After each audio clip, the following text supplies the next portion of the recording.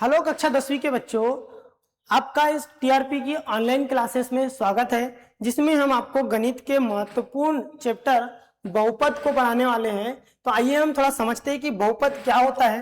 पहले हम बहुपद के बारे में थोड़ा डिटेल से समझ लेंगे, फिर हम इस चैप्टर के सबसे इंपॉर्टेंट क्वेश्चन करेंगे जो कि एग्जाम में डेफिनेटली आते ही है। तो बहुपद के बारे में आपने क्लास 9th में भी कुछ पढ़ रखा होगा, नहीं पढ़ रखा है तो कोई दिक्कत की बात नहीं है, हम आपको यहाँ पर बेसिक से पढ़ाने वाले हैं। तो देखिए बहुपद होता क्या है। तो बहुपद को अगर हम देखते हैं तो बहुपद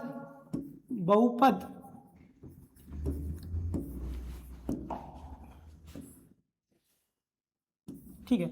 तो बहुपद में आप समझिए, अगर इनका संधि विच्छेद करके देखें तो बहुपद का मतलब होता है बहुत सारे पद। अब सवाल है कि बहुत सारे पद है, पर पद है किसके? ठीक है, तो बहुत सारे पद। अब बहुत सारे पद में आपको पहले देखना है कि बहुत सारे पद किसके लेंगे हम। तो बहुपद में बेसिकली होता है व्यंजक। क्या होता है? बीजीय व्यंजक। अब सवाल है सर, ये बीजीय व्यंजक क्या होते हैं? तो ये बीजीय व्यंजक को ही हम प्लस माइनस से जोड़कर बहुपद बनाते हैं। तो पहले आपको बीजीय व्यंजक समझना है। तो बीजीय व्यंजक क्या है, बेसिकली हम समझाते हैं आपको कि जैसे मैंने लिखा 2x²। क्या लिखा? 2x²। तो 2x² एक सिंगल पद है और इस सिंगल पद को हम बोलते हैं बीजीय व्यंजक। इसमें आप देखोगे तो आपको सामने 2 दिख रहा है, फिर यहाँ x दिख रहा है और इसके ऊपर कोई घात लगी हुई है। सामने जो आपको 2 दिख रहा है, इस 2 का बोला जाता है अचर। क्या बोला जाता है इसको? अचर। और जो x है इसको बोला जाता है चर। तो अचर क्या होते हैं? अचर ऐसे मान होते हैं जिनका मान, ऐसे मान जो नहीं बदलते, मतलब जो कभी नहीं बदलते उसको हम अचर कहते हैं, और जो बदल जाते हैं उसको हम क्या बोलते हैं? चर बोलते हैं। जैसे एग्जांपल में हम देखते हैं अचर क्या है। तो देखो 1 से लेके इनफाइनाइट तक सारे नंबर अचर में आ जाते हैं। जैसे 1 ही होता है, 2 ही होता है। 1 को पहले भी 1 ही बोला जाता था, आज भी 1 ही बोला जा रहा है। 2 को पहले भी 2 बोला जाता था, आज भी 2 ही बोला जा रहा है। 2 का मान नहीं चेंज हुआ। लेकिन जो ये पीछे रहता है x, तो x का मान हम अपने हिसाब से कभी 1 ले लेते हैं, कभी 2 ले लेते हैं। मतलब ये मान बदलते जाता है। जो बदलते जा रहा है उसको चर कहा जाता है, जो नहीं बदल रहा है उसको क्या कहा जाता है? अचर। और ये जो ऊपर लगी होती है ये होती है घात। अब घात ना 0 से लेके इनफाइनाइट तक कोई भी नंबर हो सकती है।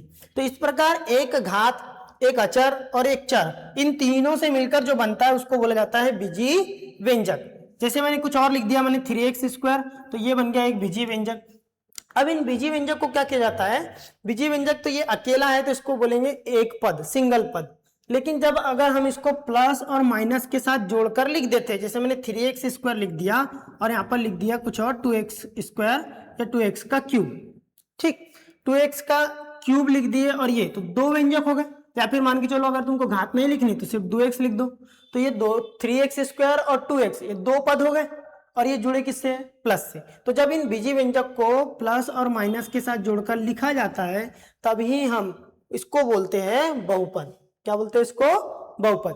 तो बहुपद में याद रखना है 2 या 2 से अधिक पद होंगे, और किसके होंगे? वो बीजीय व्यंजक के। और बीजीय व्यंजक में क्या होता है? तो एक चर होगा, दूसरा अचर होगा, तीसरी होगी घात। तो चर, अचर और घात से मिलकर क्या बन रहा है यहाँ पर? बहुपद। अब देखते हैं हम थोड़ा सा कि बहुपद में और किस किस प्रकार के बहुपद होते हैं। ठीक है, तो बहुपद के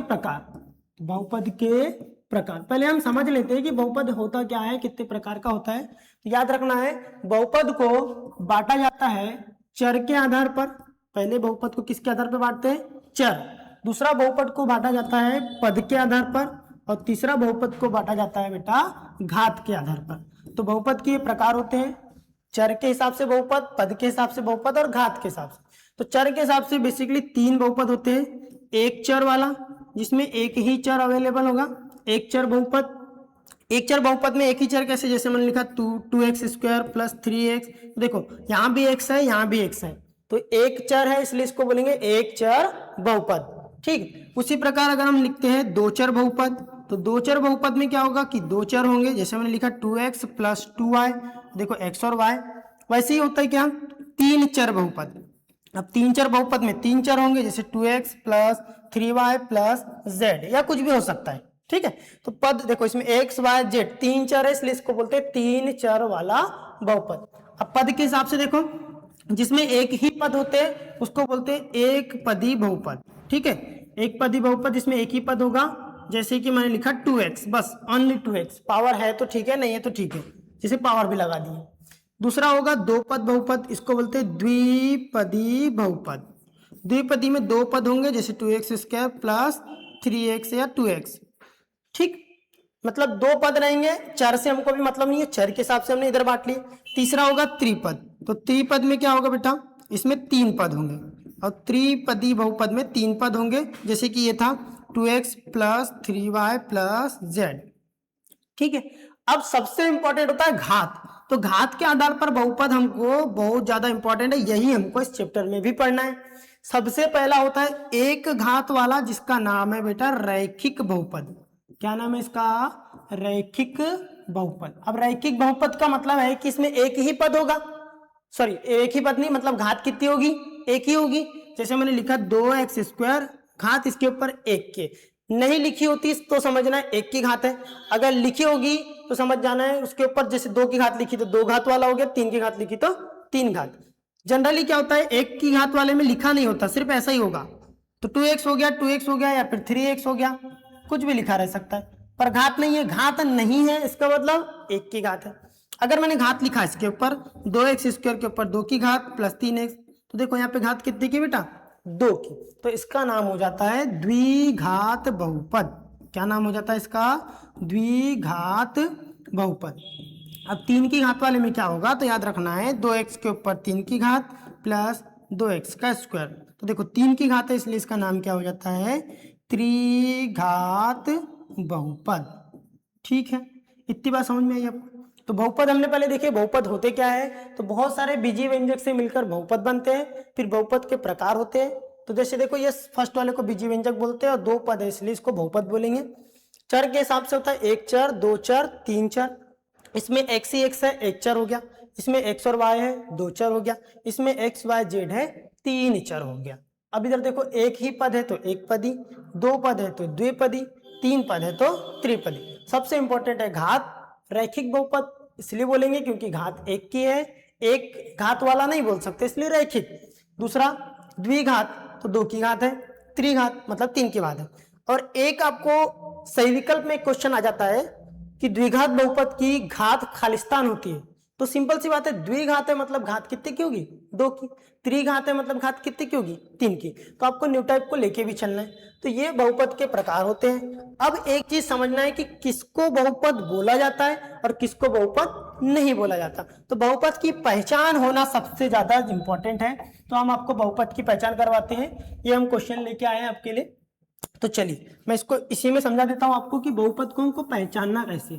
तो 9वीं क्लास में बहुपद के बारे में लिखा था कि बहुपद,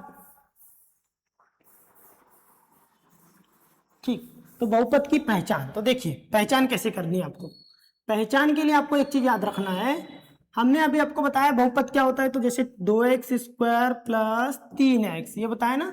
देखो इसके ऊपर घात लिखी हुई है, यहाँ दो की घात है, यहाँ पर एक की घात। तो बहुपद की पहचान यही होती है कि इसकी जो घात होती है बेटा, घात, वो घात कैसी होनी चाहिए, तो वो होनी चाहिए धनात्मक पूर्णांक, मतलब धनात्मक भी होनी चाहिए और साथ में क्या होनी चाहिए, पूर्णांक, मतलब कि इंटीजर नंबर पूरा होना चाहिए। जैसे एग्जांपल से मैं आपको समझाता हूं। एक क्वेश्चन आपके सामने आया, हमने बोला कि बताइए क्या 2x के ऊपर -2 क्या ये बहुपद है, तो आपको दिख रहा है, पहले बोला घात कैसी होनी चाहिए, धनात्मक पूर्णांक। यहाँ देखो घात तो है 2 की, पूर्णांक है लेकिन ये कैसी है, ऋणात्मक, ऋणात्मक घात है, इसका मतलब ये बहुपद नहीं हो सकता। ठीक, अगर मैंने इसके ऊपर लिखा 2x के ऊपर मान के चलो 1/2, अब बेटा देखो धनात्मक तो है लेकिन पूर्णांक है क्या, नहीं है। अब बोलोगे सर पूर्णांक क्या होते हैं, पूर्णांक याद रखना है जो पूरे नंबर होते हैं 0 से लेके इनफाइनाइट तक, ठीक है। अब पूर्णांक नेगेटिव भी होते हैं पॉजिटिव भी होते हैं, तो पॉजिटिव वाले ही लेना है, नेगेटिव वाले नहीं लेना है। तो यहाँ पर 1/2 जो कि पूर्णांक नहीं है, पूर्णांक है 0, 1, 2, 3 जो पूरे पूरे नंबर है उसको बोलेंगे पूर्णांक। अब 1/2 पूर्णांक नहीं है, इसका मतलब है बहुपद भी नहीं है। अब डायरेक्ट कभी कभी क्या होता है, इसको ट्रांसफर करके देता है, जैसे मान लो 1/x के ऊपर 2 की घात, बोलेंगे सर ये तो धनात्मक भी है पूर्णांक भी है, तो ये बहुपद होना चाहिए, लेकिन ये बहुपद नहीं होगा। क्यों, समझो बेटा। एक फार्मूला होता था 9वीं में कि 1 के ऊपर 1 की घात, जब ये घात ऊपर जाती है तो ये हो जाती है -1, तो देखो ये घात नीचे है ना, ये जब ऊपर जाएगी तो ये बनेगी x के ऊपर -2, तो ये तो ऋणात्मक हो गई, इसका मतलब ये भी बहुपद नहीं है। अब उसके बाद ये जो है इसको अगर कभी उसने ऐसा लिख दिया, मान लो √2 √x, अब √x में देखो यहाँ पर 1 की घात होगी, ठीक है, लेकिन ये वर्गमूल के अंदर है, और याद रखना वर्गमूल का मतलब ये होता है 1/2। अब ये 1/2 है तो ये तो पूर्णांक ही नहीं है ना, इसका मतलब ये भी बहुपद नहीं है। सर आप तो बोल रहे थे कि हम बहुपद क्या होते हैं ये बताएंगे, आप तो यहाँ पर आके बता जाइए कि बहुपद क्या नहीं है। देखो क्या है उससे ज्यादा इंपॉर्टेंट है क्या क्या नहीं हो सकता, जो जो नहीं हो सकता उसको छोड़ के बाकी सब होते हैं। जैसे बहुपद क्या होंगे, तो देखो 2x के ऊपर 2 की घात प्लस 3x, धनात्मक है पूर्णांक है, बहुपद होगा, ठीक। और सबसे इंपॉर्टेंट बात, बहुपद तभी बनेगा जब वो प्लस और माइनस से जुड़ा होगा, ठीक। तो प्लस माइनस से जोड़ के हम बहुपद बनाएंगे। तो इस प्रकार आपको समझ में आया होगा, आई होप, कि बहुपद क्या होते हैं, बहुपद के प्रकार क्या होते हैं। तो ये बहुपद के प्रकार है, और बहुपद क्या है, तो बीजीय व्यंजक होता है एक, बीजीय व्यंजक में घात होती है, चर होता है, अचर होता है, चर अचर और घात से मिलकर एक पद बनता है, और इन्हीं पदों से मिलकर क्या बन जाता है बेटा, बहुपद। तो हम देखते हैं अब बहुपद में,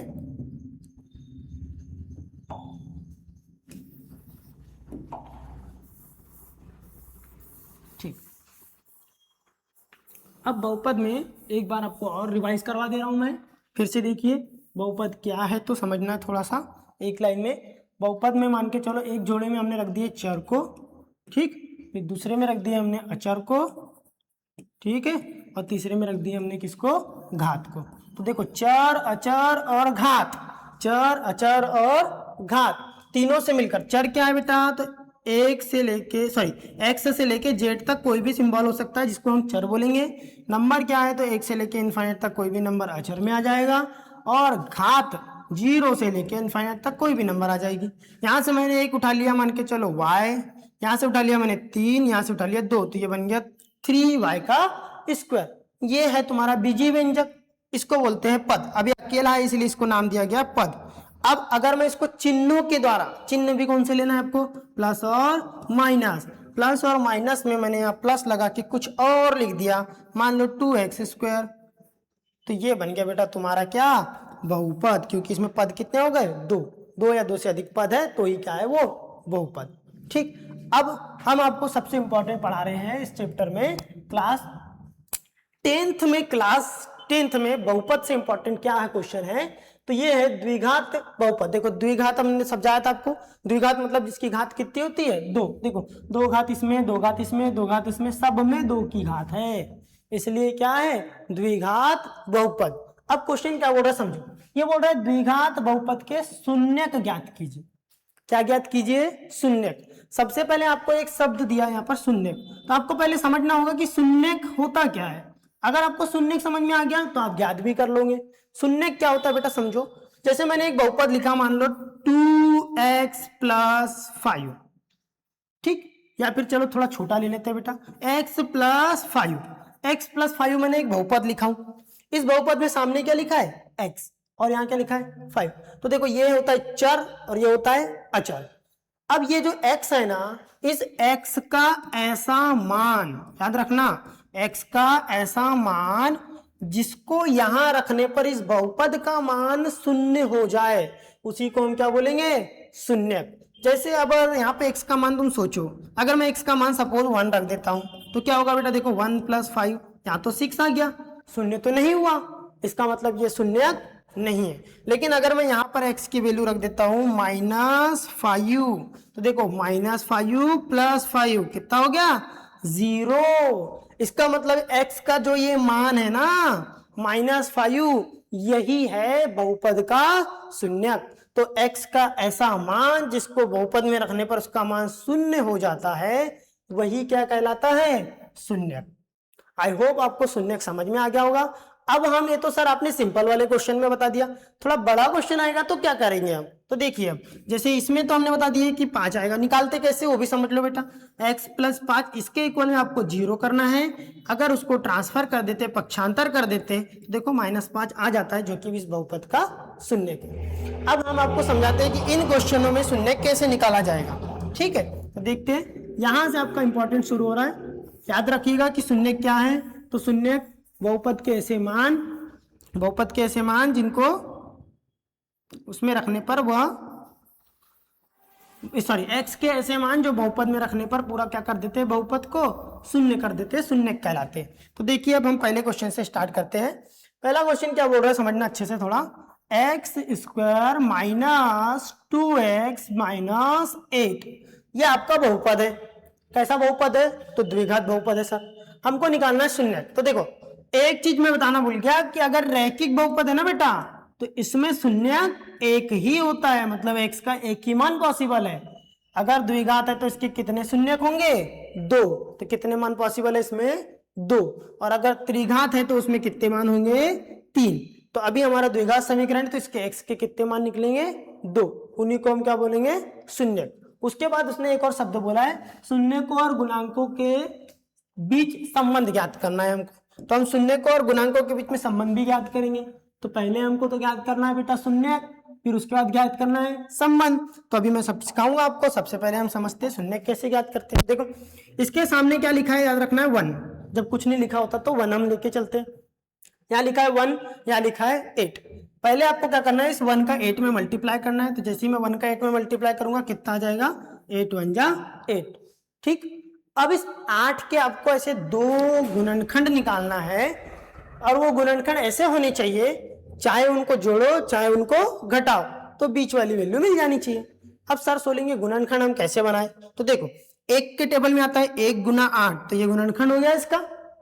2 के टेबल में आता है 2 गुना 4, तो ये भी इसका गुणनखंड हो गया। अब इसके अलावा 8 कहीं नहीं आता।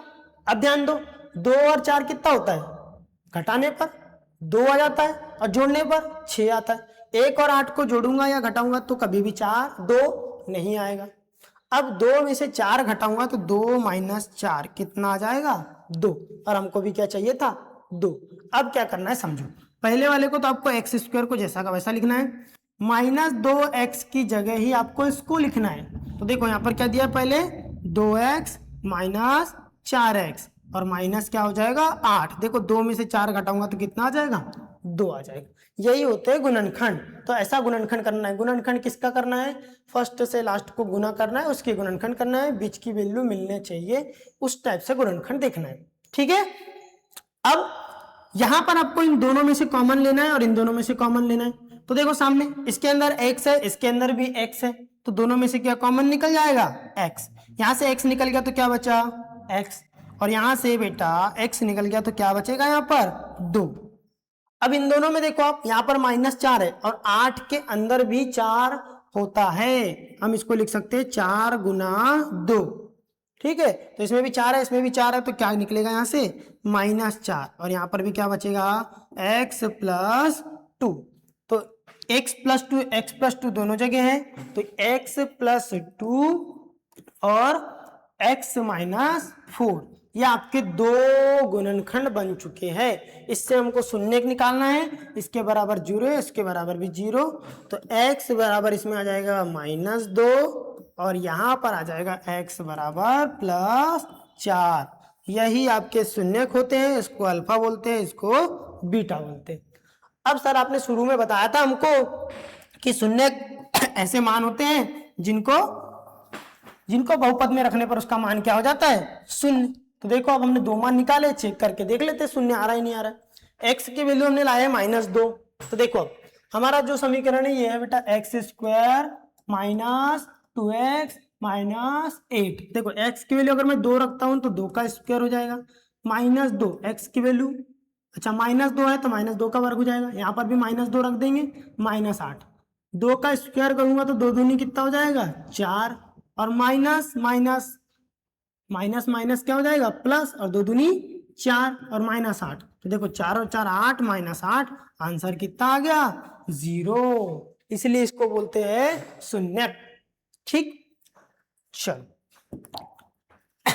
अब दूसरे वाले को भी ऐसे ही चेक कर सकते हैं, लेकिन चेक करने की कोई जरूरत नहीं है, मैंने बता दिया आपको। इसमें भी शून्य आएगा। देखो 4 का स्क्वायर 16 हो जाएगा, और यहाँ रखूंगा तो 4 दूनी 8 हो जाएगा। 8 और 8 16, 16 में से 16 गया 0। तो यही शून्य है, अल्फा और बीटा।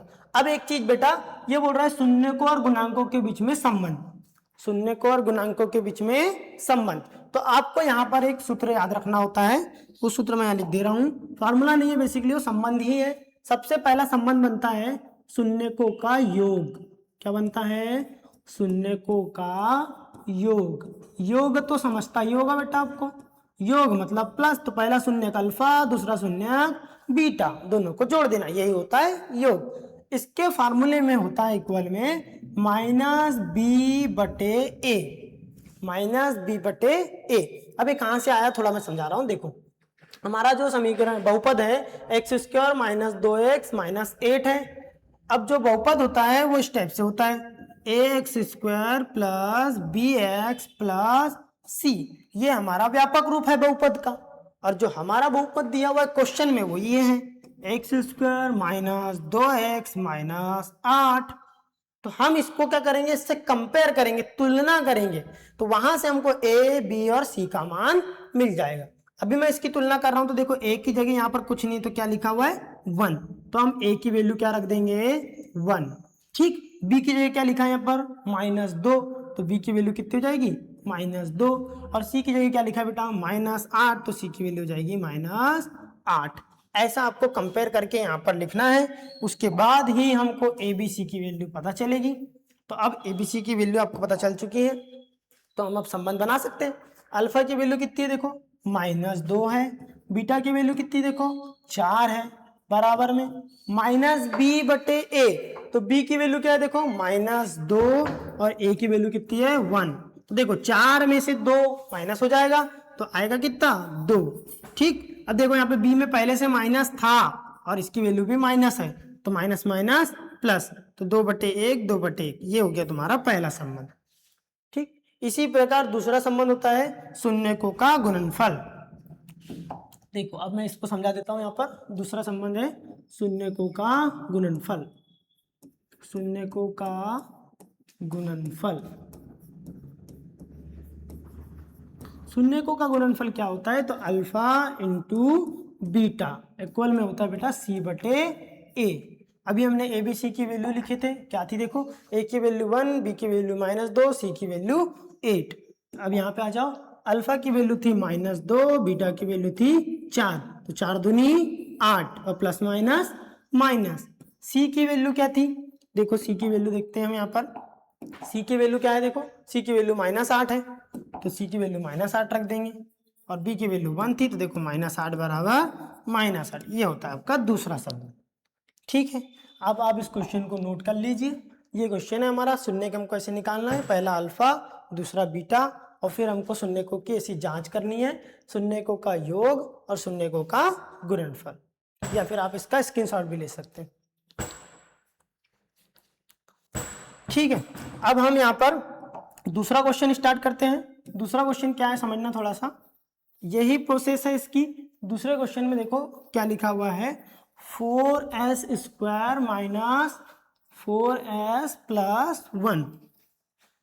ठीक, देखिए दूसरा क्वेश्चन, 4s स्क्वायर माइनस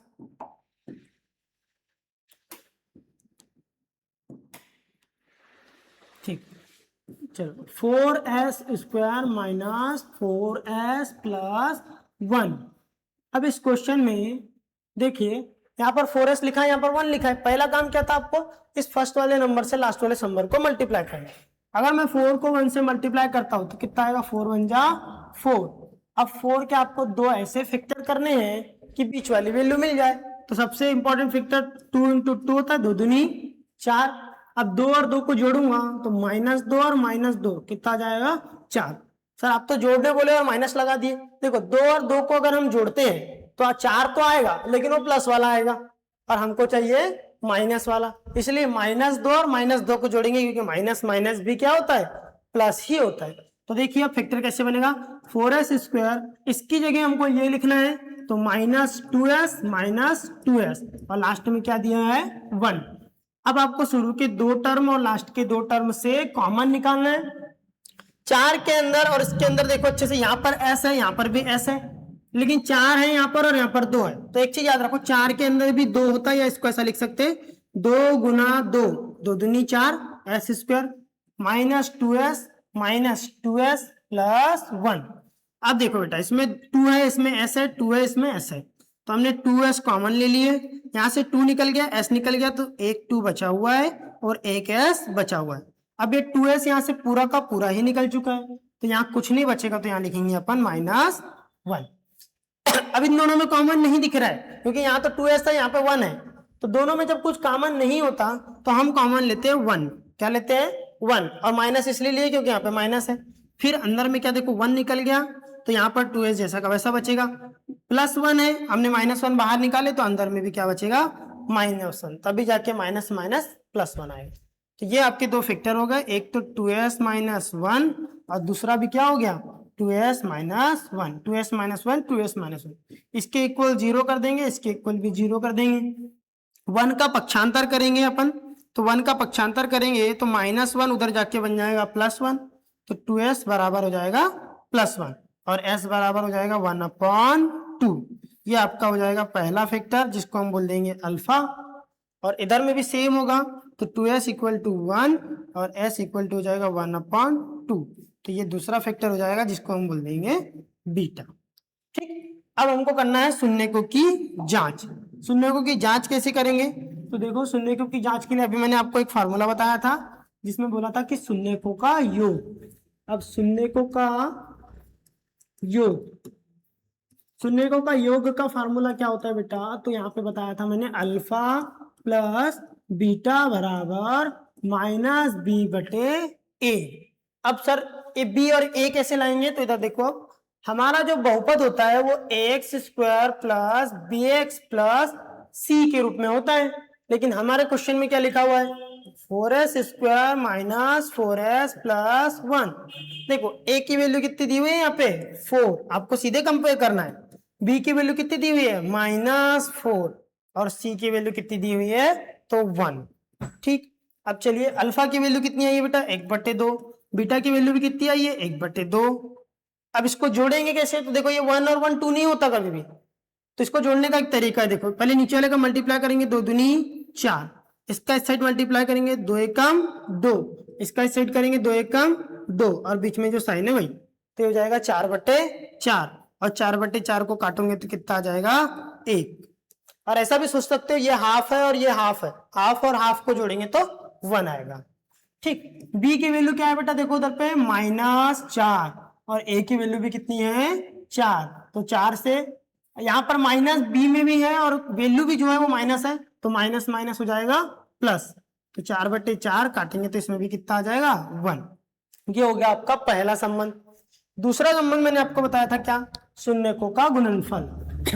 तो शून्यकों का गुणनफल, गुणनफल के लिए हमने क्या देखे थे? तो गुणनफल के लिए मैंने आपको बताया था अल्फा × बीटा बराबर क्या होता है बेटा? c/a। अल्फा की वैल्यू 1/2, बीटा की वैल्यू भी 1/2, तो हो जाएगा 1/4।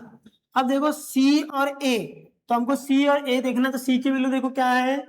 c की वैल्यू है 1, a की वैल्यू है 4, तो यहाँ पर हम वैल्यू रख देंगे, c की वैल्यू 1 और a की वैल्यू 4, तो देखो 1/4 इसमें भी आ गया, तो ये हमारा हो जाएगा दूसरा संबंध। तो ये आपका दूसरा क्वेश्चन था, उसको आप नोट कर लीजिए। फिर हम देखते हैं थर्ड क्वेश्चन। ये आपका शून्यक है अल्फा और बीटा, और उसके बाद यहाँ पर इसका पहला संबंध है और ये दूसरा संबंध। ठीक, आई होप आपको ये शून्यक निकालना समझ में आ रहा होगा और शून्यकों का संबंध, क्योंकि ये बहुत ही ज्यादा इंपॉर्टेंट क्वेश्चन है। आपको क्वार्टरली, हाफ ईयरली और फाइनल सब में ये क्वेश्चन देखने मिलेगा। और अगर आपने स्कूल में क्लासेस पढ़ी होगी तो वहां पे आपको बताया गया होगा कि ये वाला क्वेश्चन हर बार पेपर में आता ही आता है। और ये शून्यक निकालना आप यहाँ पे सीख लेते तो ये आगे भी काम आएगा। कैसे? 4th चैप्टर में एक चैप्टर आ जाता है, वहां पर आता है द्विघात समीकरण। देखो, द्विघात बहुपद है यहाँ पर, वहां है द्विघात समीकरण। बहुपद और समीकरण में छोटा सा डिफरेंट आता है, इसके इक्वल में 0 आ जाएगा, रहेगा यही। तो वहां पे आपको फिर से इसको पढ़ना है, और उस चैप्टर में भी ये क्वेश्चन आता है, इस चैप्टर में भी ये क्वेश्चन आता है। तो ये क्वेश्चन आपको 4 बार समझ में आएगा, एक तो यहाँ पे भी मिलेगा, वहां भी मिलेगा, और पेपर में 2 बार अलग अलग तरीके से आएगा, तो बहुत इंपॉर्टेंट है। चलो अगला क्वेश्चन है हमारा 6x² - 3 - 7x। इस क्वेश्चन में थोड़ा समझना, 6x² माइनस 3 माइनस 7x।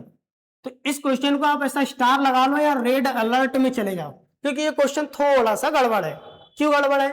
ध्यान दो, मैंने आपको बहुपद बताया था, वो होता है x² plus bx plus c के फॉर्म में। यहां हम देख पा रहे हैं कि जो 3 है वो बीच में आ रहा है, जबकि 3 इधर लास्ट में होना चाहिए था और x वाला बीच में होना चाहिए था, इसलिए मैंने इसको रेड अलर्ट बोला। इस क्वेश्चन को हम थोड़ा सा सही करके लिखेंगे और सही करके जब हम लिखेंगे तो ये क्वेश्चन क्या हो जाएगा, ये हो जाएगा तुम्हारा 6x² माइनस 7x माइनस 3। अगर आप डायरेक्ट गुना करके कर दोगे तो साक्षात 42 आएगा, 42 के फैक्टर तोड़ोगे तो ये गलत हो जाएगा। अभी हम जो क्वेश्चन अब करेंगे इसी को सही करके, तो सही क्वेश्चन ये है 7x बीच में आएगा, 3 लास्ट में आएगा। अब देखिए 6 का गुना 3 में करोगे तो 6 3 कितना हो जाएगा बेटा, 18। 18 के दो फैक्टर ऐसे करने हैं कि आपको 7 मिले। तो सबको पता होता है कि 2 के टेबल में 18 आता है, 2 9 18। ठीक है, तो 2 गुना 9, 2 9 जा 18। फिर एक होता है 3 6 जा 18, 3 6 18 भी होता है।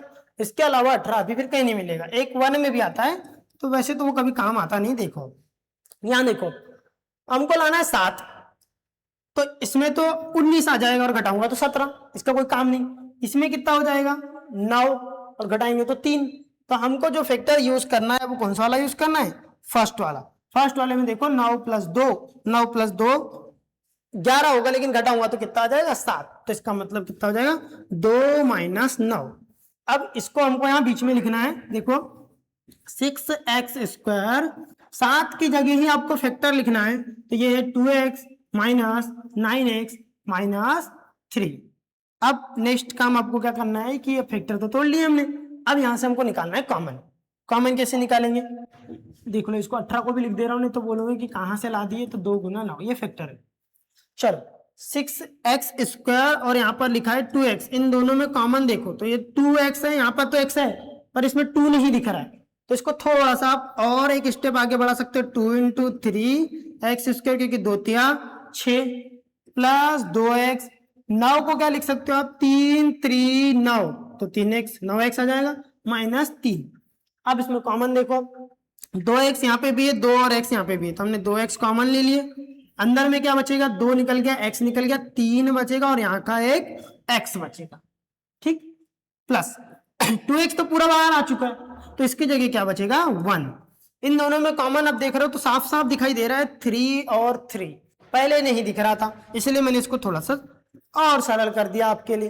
तो 3 निकल गया तो यहाँ पर बचा 3x, ये 3 बाहर आ चुका है तो इसकी जगह बचेगा 1।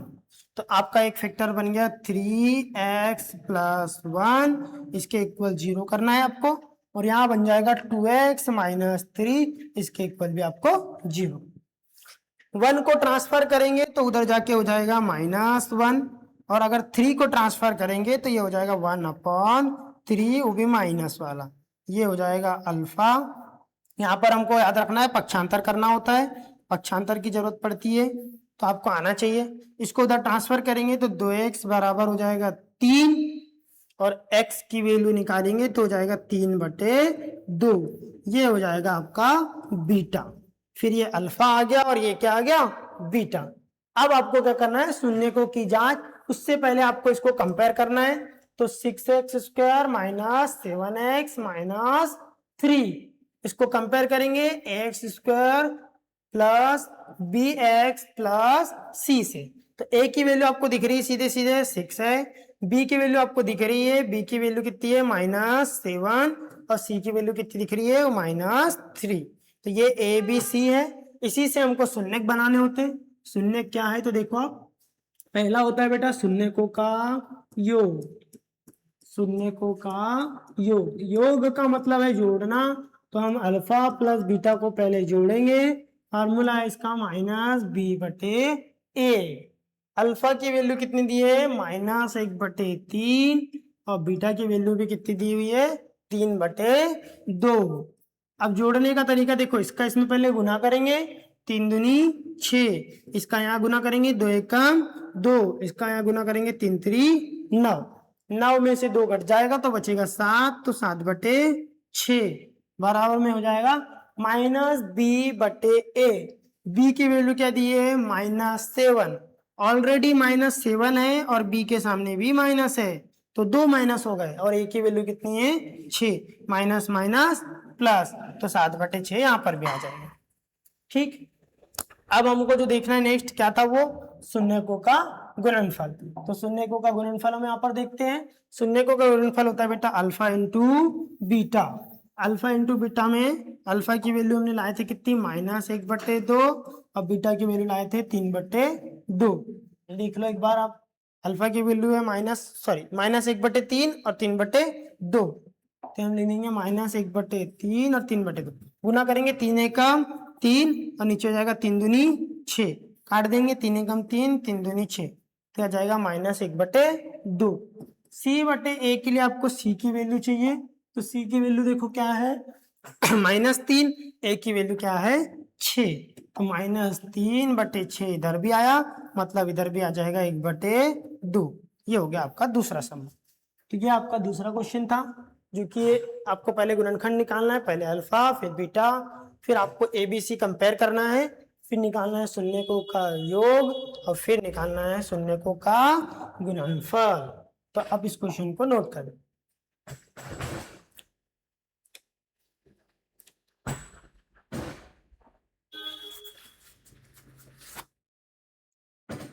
ठीक, अब हम चल रहे हैं आपके नेक्स्ट क्वेश्चन पे। तो नेक्स्ट क्वेश्चन आप ध्यान से देखिए, इस क्वेश्चन में थोड़ा सा अलग तरीके से करना है, बाकी है वही सेम प्रोसेस फॉलो करेंगे। क्वेश्चन थोड़ा इसलिए अलग है, यहां पर लिखा हुआ है क्या 4u² प्लस 8u। अब समझो आप, 4u² प्लस 8u, इसमें कुछ तो मिसिंग है, और क्या मिसिंग है समझो। हमारा जो बहुपद होता है बेटा वो ऐसा होता है, x² plus bx plus c। ये व्यापक रूप है, स्टैंडर्ड फॉर्म, किसी भी स्टैंडर्ड फॉर्म से ही कंपेयर करना होता है। पहला वाला u² है, यहाँ x², ठीक है, u है x है, c यहाँ पर नहीं है। c नहीं है तो सबसे पहले यही दिमाग लगा लो, c नहीं है तो c की वैल्यू क्या होगी 0, और फिर a और b की वैल्यू लिख लो, a की वैल्यू 4 है और b की वैल्यू 8 है। अब इसको सॉल्व कैसे करेंगे, देखो इसमें c नहीं है तो इधर गुना करना होता था पहले, अब गुना करने के लिए तो कुछ बचा ही नहीं है, तो हम गुना नहीं करेंगे, इस क्वेश्चन को हम डायरेक्ट कॉमन निकाल के सॉल्व करेंगे। कैसे, तो देखो यहाँ पर 4u² है, 8 के अंदर में भी 4 × 2 होता है, और यहाँ पर u है, 4 इसमें, u इसमें, 4 इसमें, u इसमें, तो हम पहले क्या कॉमन निकालेंगे 4u, यहां से एक u बचेगा, फिर प्लस यहां से 4 निकल चुका है, u निकल चुका है, ये 4 है ना, u नहीं समझना, ये u है, 4 निकल चुका, u निकल चुका, बचा क्या यहाँ पे 2, तो यही आपका हो गया 4u = 0, और यहाँ हो जाएगा u + 2 = 0। यहाँ से u की वैल्यू आ जाएगी आपकी 0/4, इट मीन्स की 0, और यहाँ पर u की वैल्यू आ जाएगी -2 पक्षांतर करने पर। ये अल्फा हो गया और ये बीटा। ये थोड़ा सा सरल क्वेश्चन है, सीधा कॉमन निकालना है, कोई दिक्कत नहीं। अल्फा की वैल्यू 0, बीटा की वैल्यू -2, फिर हम शून्यकों का योग और गुणनफल करेंगे। अल्फा की वैल्यू कितनी बेटा 0, बीटा की वैल्यू क्या है -2, 0 में से -2 घटाओगे आंसर आएगा -2, -b/a, तो b की वैल्यू कितनी है 8, यहाँ पे लगा देंगे -8, और a की वैल्यू देखो, a की वैल्यू है 4 और 4 दूनी 8, तो -2 = -2। ठीक, अब गुणनफल करेंगे, गुणनफल में इसको और इसको गुना करेंगे तो कितना हो जाएगा, 2 × 0 तो 0 आएगा। अब 0 आ रहा है तो हमको देखना पड़ेगा कि दूसरे तरफ भी 0 आ रहा है या नहीं। चलो शून्यकों का गुणनफल में क्या करेंगे अपन, अल्फा की वैल्यू है 2, अल्फा की वैल्यू 0, बीटा की वैल्यू -2, तो आ गया 0। सी की वैल्यू 0 थी क्योंकि उसमें सी था ही नहीं, इसलिए सी की वैल्यू क्या थी 0, और 0 अगर आप a की वैल्यू 4 करते हो तो आंसर इसमें भी क्या आता है 0 ही आता है। तो ये आपका था 4th क्वेश्चन, इसको आप नोट कर लीजिए। फिर हम एक क्वेश्चन देखते हैं जो कि थोड़ा सा ज्यादा इंपॉर्टेंट। ठीक, अब चलते हैं हम अपने सेकेंड लास्ट क्वेश्चन की ओर। सेकेंड लास्ट क्वेश्चन क्या बोल रहा है देखना ध्यान से बेटा, t² - 15। अब t² - 15 में थोड़ा सा लॉजिक ये है कि इसमें भी कुछ ना कुछ मिसिंग है। क्या मिसिंग है, तो इसको आप कंपेयर करो पहले ax² + bx + c से। यहाँ पे स्क्वायर वाला तो दिख रहा है पर यहाँ पे x वाला नहीं दिख रहा है, लास्ट वाला c है, लास्ट वाला c है, तो यहाँ पर जो नहीं है b नहीं है, और b की वैल्यू क्या है 0, जो नहीं है उसकी वैल्यू 0। a का मान देखो क्या है, तो यहाँ पर 1 है, और c का मान क्या है, तो -15। अब इसको बनाने के तरीके अलग अलग है, मैं आपको एक सिंपल सा तरीका बता रहा हूँ। यहाँ पर देख रहे हो आप t स्क्वायर और 15, तो आपने एक फार्मूला पढ़े होंगे a square minus b square, वो क्या होता है a प्लस बी और a माइनस बी। ठीक है, इसमें a स्क्वायर तो है लेकिन b स्क्वायर के फॉर्म में नहीं है। आपने पढ़े होंगे गणित में कि अगर किसी वर्गमूल की संख्या का वर्ग कर दिया जाए तो वो उससे कट जाती है और आंसर वही संख्या फिर से आ जाती है। मतलब 15 को वर्गमूल 15 का वर्ग भी लिख सकते हैं। ऐसा लिखने से संख्या तो 15 ही रहेगी लेकिन जो हमको चाहिए वो मिल जाएगा। तो देखो टी स्क्वायर माइनस वर्गमूल 15 का स्क्वायर। ठीक, अब क्या होगा, देखो ये 15 ही हो गया। अब ये बन गया ए स्क्वायर और ये बी स्क्वायर, तो फार्मूला होता है ए प्लस बी, तो ये हो जाएगा टी प्लस वर्गमूल 15 और ये हो जाएगा टी माइनस वर्गमूल 15। तो यहां पर हो गया टी प्लस वर्गमूल 15 आपका एक फैक्टर और दूसरा हो गया टी माइनस वर्गमूल 15 दूसरा फैक्टर। इसके इक्वल में 0 कर देंगे, इसके इक्वल में भी 0 कर देंगे, तो टी की वैल्यू हो जाएगी माइनस वर्गमूल 15 और इस साइड में ये अल्फा हो गया और ये हो जाएगी टी की वैल्यू प्लस वर्गमूल 15, ये हो जाएगा आपका बीटा। अब क्या करना है, शून्यकों का ये ए बी सी की वैल्यू याद रखना है। तो पहले करेंगे शून्यकों का योग, शून्यकों का योग में अल्फा प्लस बीटा बराबर क्या होता है बेटा माइनस बी बटे ए।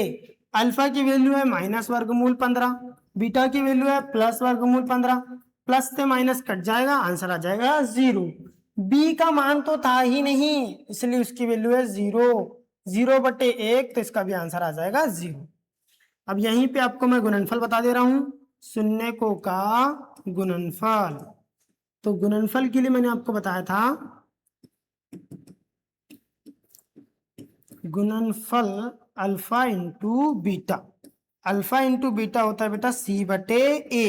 अल्फा की वैल्यू क्या है माइनस वर्गमूल 15, बीटा की वैल्यू क्या है प्लस वर्गमूल 15, प्लस माइनस माइनस और वर्गमूल 15 का वर्गमूल 15 में गुना करूंगा तो यह जाएगा वर्गमूल 225 और वर्गमूल 225 का मान होता है 15। या फिर आपको सीधे दिख सकता है वर्गमूल 15 करेंगे तो वर्गमूल 15 का वर्ग हो जाएगा और वर्ग से ये कट जाता है तो आता है फिर से 15, तो -15 यहाँ पर आएगा। इक्वल में देखते हैं सी की वैल्यू क्या है, देखो -15 ही है, ए की वैल्यू 1 है तो इधर भी आ जाएगा -15। तो ये आपका क्वेश्चन था जो कि बहुत इंपॉर्टेंट है, स्टार लगा लीजिएगा इसको क्योंकि ये मिसिंग वाले क्वेश्चन है 2। ठीक, अब जो लास्ट क्वेश्चन बचा हुआ है वो आपका होमवर्क है, आपको इसको ट्राई करना है। इसके साथ ही मैं 2 क्वेश्चन आपको और दे रहा हूं जो आपको ट्राई करने हैं जो कि पेपर में आए हुए हैं। तो एक क्वेश्चन तो आपको यही वाला ट्राई करना है बेटा, 3x² माइनस x माइनस 4।